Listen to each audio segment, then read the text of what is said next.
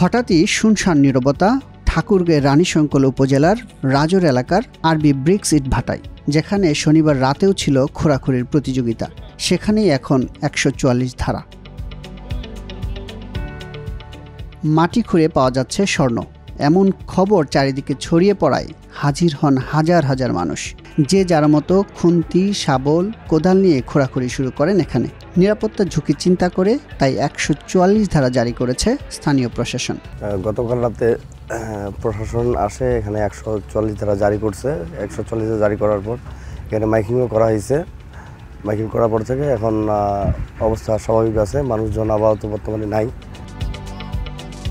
শনিবার রাতে রানীশঙ্কল উপজেলার নির্বাহী অফিসার মোহাম্মদ রাকিবুল হাসান এক বিজ্ঞপ্তি জারি করে এসব তথ্য জানিয়েছেন।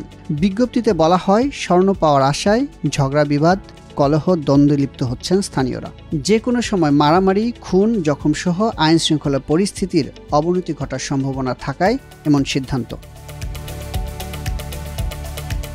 আসলেই কি এখানে স্বর্ণের সন্ধান পাওয়া গেছে?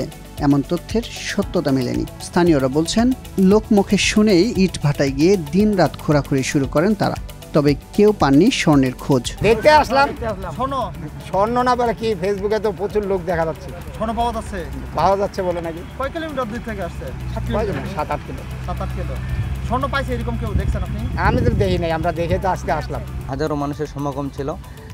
এই সমাগমে অনেক মানুষ স্বর্ণ পাইছে, যেটা পাইছে কিন্তু আমি নিজে জানি না বা দেখি নাই। আমি অনেক মানুষ বলতেছে যে পাইছি ৩,১৫,০০০, ৩০,০০০ বিক্রি করছি, এরকম আমি শুনছি।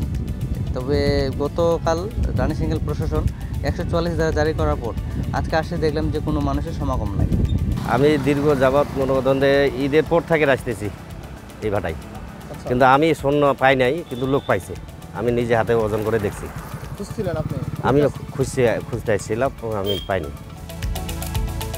স্থানীয়রা জানান, দিনাজপুর, রংপুর সহ বিভিন্ন জেলা থেকে স্বর্ণের খোঁজে শত শত মানুষ ভিড় করেন ঠাকুরগাঁও।